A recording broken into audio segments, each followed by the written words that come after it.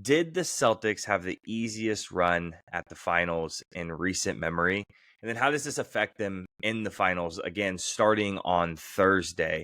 Just to kind of refresh everyone's mind, the Celtics have faced a Jimmy Butler-less Miami Heat in the first round. Donovan Mitchell missed a handful of games in the second, and Jarrett Allen missed the entire second round. In the Eastern Conference Final, Tyrese Halliburton missed 2 games plus most of a third game as well. And starting in that second game, he got injured, didn't come back. So missing a lot of superstars that the Celtics ended up facing. And this has been the biggest criticism of them. Their Mickey Mouse path is what people are calling it right now. While they certainly haven't been challenged as much as I would personally like them to be challenged, it's just like talking about the other side of the spectrum on the NFL and the Cowboys. I'd like to see them challenged closer in the playoffs or closer to the end of the season. Celtics, I would like to see them challenged a little bit more. But I feel like we're forgetting a couple of things. Before we get into those things, do you feel like they're having the easiest finals run in recent memory? And again, how does this affect them? I definitely think that if you had even taken away the injuries, if you look at the teams they played, the Miami Heat, the Cavaliers, and the Pacers, forget the injuries. It was an easier path in terms of the teams that they could have faced versus who they did face. And then when you factor in the injuries, um, in recent years, it feels like the Bucks and the Sixers have played a huge role in the Eastern Conference and what was going on out Yeah. there. And those teams just went out with a whimper this year. But you can only play the games that are on your schedule. I'm not going to hold it against Boston. I've said Yeah, multiple times to you this definitely. year, watching them play these teams, and I was like, at the end of the year when Boston wins the finals, we're just going to look back on this and be like, yeah, they were the most dominant team all year. It doesn't matter which injuries happened or which injuries didn't happen. Frankly, they've kicked everybody's ass this year, whether people Yeah. played or didn't play. And the only games that they did lose this year were a little bit self-induced. I won't go too much into that because I'm going to hold that off for our next topic. But yeah, it was an easier run for them. But frankly, whatever they did in the offseason for their players to stay healthy, whatever, getting the right rest and getting the right regimen going for their players to stay healthy, that's part of building a team. That's part of investing in your health and safety staff and getting your players rested and rehabilitated the correct way.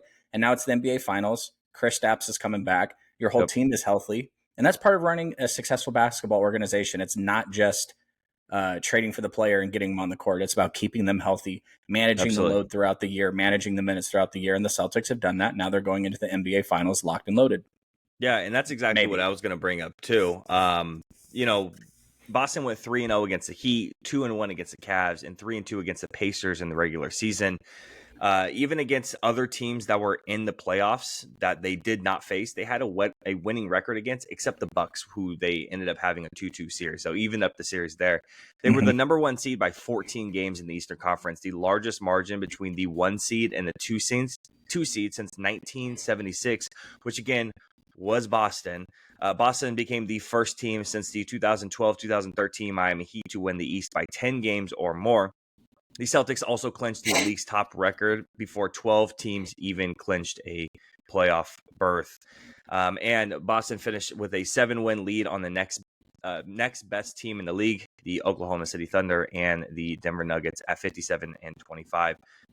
Just continuing on, this is some of the things we're forgetting about the Celtics in the regular season. The Celtics scored 1.22 points per possession, which is the best in league history.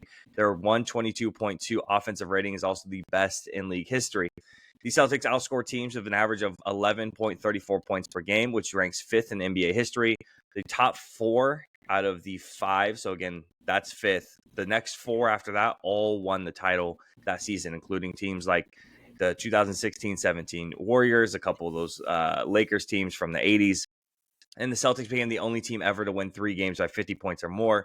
And we have 3 players that score over 20 points per game, not also mentioning some of the defensive ratings as well from Drew Holiday, Derek White, Jason Tatum, Jaylen Brown. All of the collective effort of defense for this team has been tremendous as well. So I just feel like we kind of just miss it in our minds of how good the team has really been. Yes, the path to the finals hasn't been super duper difficult, but also this team was poised and ready from the jump. Like, why are we forgetting that this was the best team in the league all season, and we ran through a lot of these teams with ease?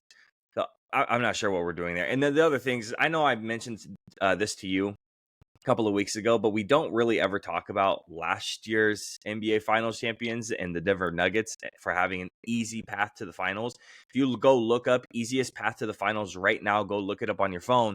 You're going to find the Denver Nuggets are going to rank somewhere in the top 6, 7, 5. Even you can find an article on them in the top 3, like repeatedly. So nobody ever talks about it, no one ever discredits them. So why the Celtics, and then why the hate for the Celtics? I mean, I just feel like it's something that it's repeated. So what do you think?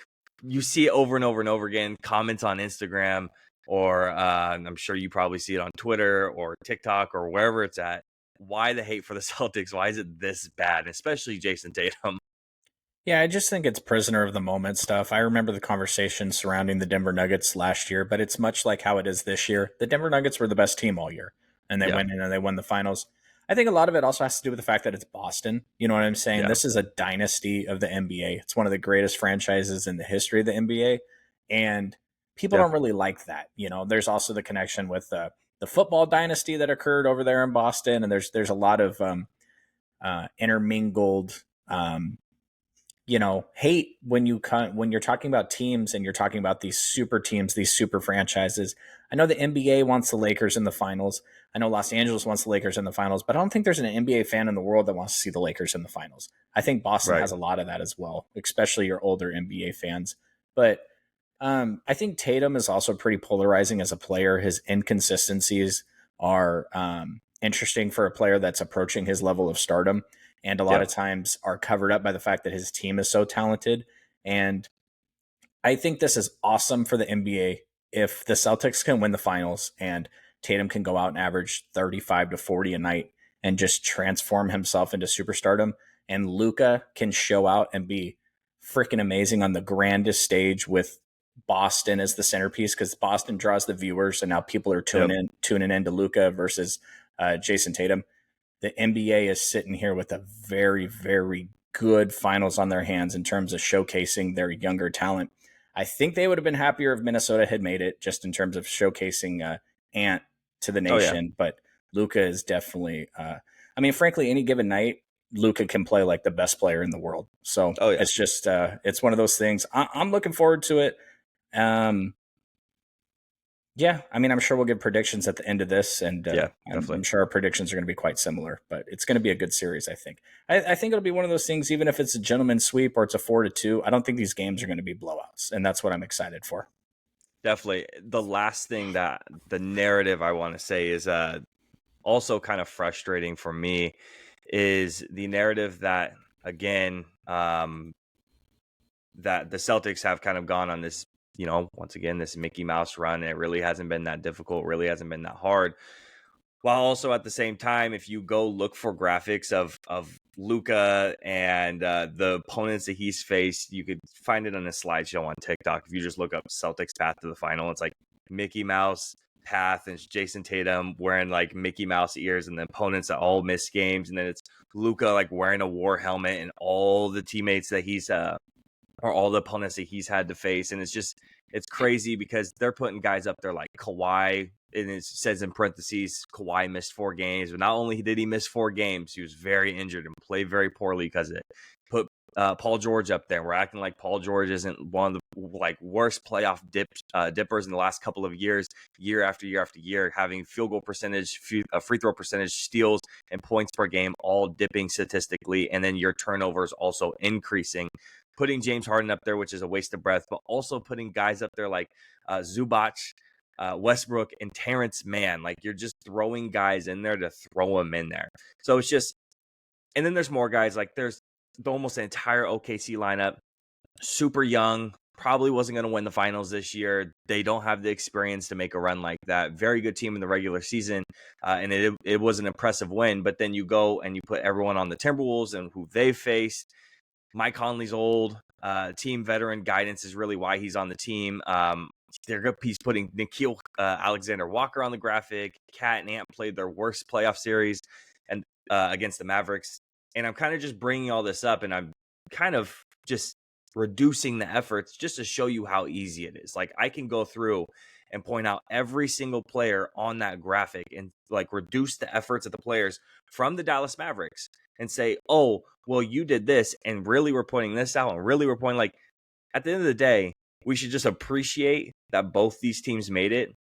The Dallas Mavericks 100% deserve to be there, and so do the equally deserving Boston Celtics. So reducing the players' efforts to just, oh well, is just, it feels tiring at this point. So hopefully we can move on to the finals, and it can, whatever it is, 4 games, Celtics 5 fans a games, little 6 games, salty, huh? close. Absolutely, it's You sickening. guys got this big old powerful super team out there in the East. You got 4 different stars on the team. You played absolutely nowhere on the way to the finals, and then Luka has been hobbled on one leg, and he's put his team on the back to carry him to the finals. It's polarizing, and Oh I yeah, think frankly we're trying to make something out of it because the Celtics are probably going to smash them, and then yeah, it's just going to be like, oh well. We'll watch this entire NBA season for fucking nothing. We knew in Game 20 the Celtics were winning the finals, and now the Celtics won the finals. All right, here we go. yeah, So we'll see. Hopefully it's closer than that. Hopefully if the Celtics pull it out, they win every game by 1. yeah, Hopefully it requires some very extremely impressive performances from Tatum and not, Jaylen Brown heroics the whole time. That way his dynasty can be set a little bit. yeah.